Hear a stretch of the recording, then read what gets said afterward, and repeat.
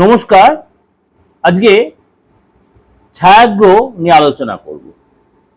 ছায়াগ্রহ তো আমাদের দুটো গ্রহ, আপনারা কম বেশি প্রত্যেকেই যারা অ্যাস্ট্রোনমি আলোচনা প্রত্যেকেই জানে, একটা হচ্ছে রাহু, একটা হচ্ছে কেতু। আজকে আলোচনা করব শুধু কেতু গ্রহ নিয়ে।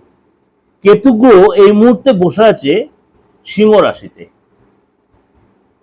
কেতু গ্রহ বসে আছে সিংহ রাশিতে এবং বসে আছে আপনার মঘা নক্ষত্রে।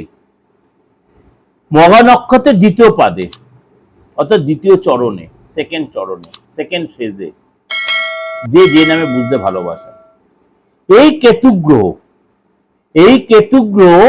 31 মে রাত 2:28 অর্থাৎ ভোর রাত 2:28 কেতু গ্রহ মঘা নক্ষত্রের তৃতীয় চরণে অর্থাৎ থার্ড ফেজে প্রবেশ করবে। সুতরাং এই কেতু গ্রহ প্রবেশ করবে আপনার মঘা নক্ষত্রের তৃতীয় চরণে। আপনার রাশির ক্ষেত্রে কি ইফেক্ট হবে? মানে কেতুকে আমরা ছায়াগ্রহ শুধু বলি, মায়াবী গ্রহ বলি। 12 রাশির ক্ষেত্রেই তার প্রভাব বিস্তার করবে।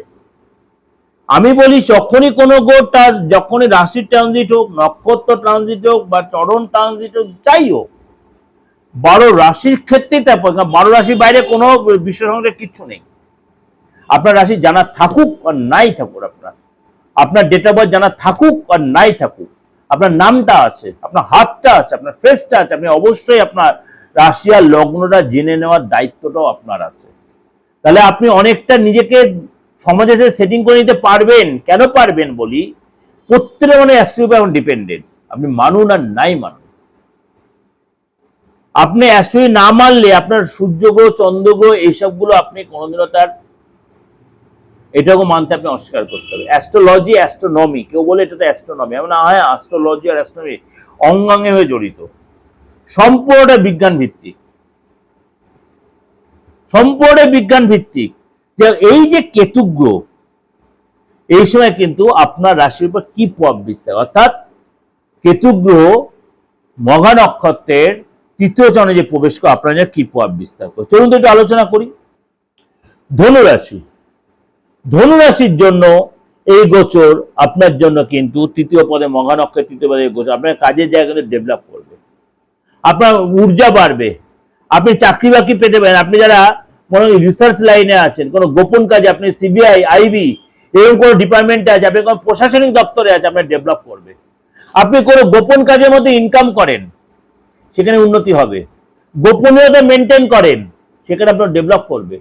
এমন কোন প্রফেশনে আছে যেখানে আপনার গোপনীয়তা মেনটেন করতে আপনি ডেভেলপ পাবেন, আলবাত পাবেন। আপনাকে অবশ্যই নিজের প্রতি কন্ট্রোল বা কনফিডেন্স রাখতে হবে। ইনভেস্টে লাভ হবে, এই হিসেবে কিন্তু হঠাৎ কোনো লাভ, হঠাৎ কোনো প্রাপ্তি, হঠাৎ কোনো আপনার অর্থ লাভ, হঠাৎ কোনো লটারি প্রাপ্তি আপনার হতে পারে। ব্যবসায় উন্নতি হবে, শরীর স্বাস্থ্য আগের চেয়ে বেটার হবে এবং প্রেমের যারা ডেভেলপ, আপনি যে প্রেম করে থাকেন, প্রেমের সঙ্গে অবশ্যই গোপনীয়তা মেনটেন, সব কথা সবাইকে শেয়ার করবেন না, পুরোনো প্রেম আপনার কাছে আবার ফিরে আসতে পারে।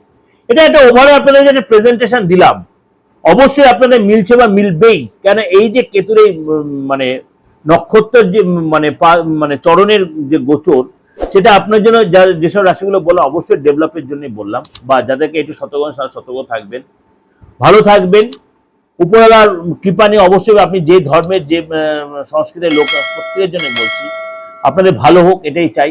যদি কখনো প্রয়োজন মনে করেন, কোনো আপনার কোনো কেউ ভুল পদে পরিচয় না করে আপনার কোনো ক্ষতি হচ্ছে, অবশ্যই দ্বিধাগ্রস্ত না করে অবশ্যই কনসাল্ট, যদি প্রাথমিক আছে অবশ্যই আসতে পারে।